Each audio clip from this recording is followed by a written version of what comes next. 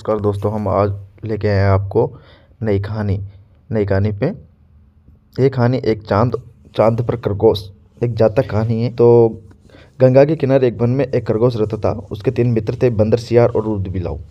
चारों ही मित्र दानवीर बनना चाहते थे। एक दिन बातचीत के क्रम में उन्होंने उपसत के दिन परम दान का निर्णय लिया, क्योंकि उस दिन के दान का संपूर्ण फल प्राप्त होता है।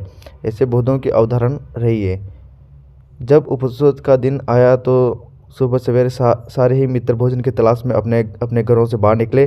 घूमते ऊदबिलाव की नज़र जब गंगा तट पर रखी, 7 लोयो मछलियां पर पड़ी तो वो उन्हें अपने घर ले आया। उसी समय सियार भी कहीं से दही की एक हांडी और मांस का एक टुकड़ा चुरा अपने घर को लौट आया। उछलता कूदता बंदर भी किसी भाग से पके आम का गुच्छा तोड़ अपने घर ले आया। तीनों मित्र ने उन्हीं वस्तुओं को दान में देने का संकल्प लिया, किंतु उनका चौथा मित्र खरगोश तो कोई साधारण प्राणी नहीं था। उसने सोचा, यदि वह अपने भोजन अर्थात घास पात का दान झोंक करे तो दान पाने वाले को शायद ही कुछ लाभ होगा। अतः उसने उपवास के अवसर पर याचक को परम संतुष्ट करने के उद्देश्य से स्वयं को ही दान में देने का निर्णय लिया। उसके स्वयं के त्याग का निर्णय संपूर्ण ब्रह्मांड को दोलायमान करने लगा और शक के आसन को तप्त करने लगा। वैदिक परंपरा में शक को शक्र ये इंद्र कहते हैं। शक ने जब इस अति अलौकिक घटना का कारण जाना तो सन्यासी के रूप में वह उन चारों मित्रों की दान प्रणयता की परीक्षा लेने स्वयं ही उनके घरों पर पहुंचे।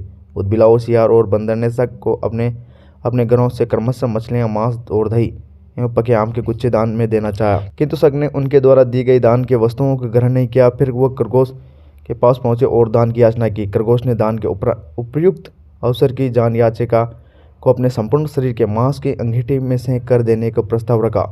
जब अंगीठी जलाई गई तो उसने 3 बार अपने रोमों को झटका ताकि उसके रोमों में बसे छींटे जीव आग में जले जाए। फिर वह बड़ी सलिंदा के साथ जलती आग में कूद गया। शक उसकी दानवीरता पर संबंध हो उठे। चिरकाल तक उसने ऐसी दानवीरता न देखी थी और नहीं सुनी थी।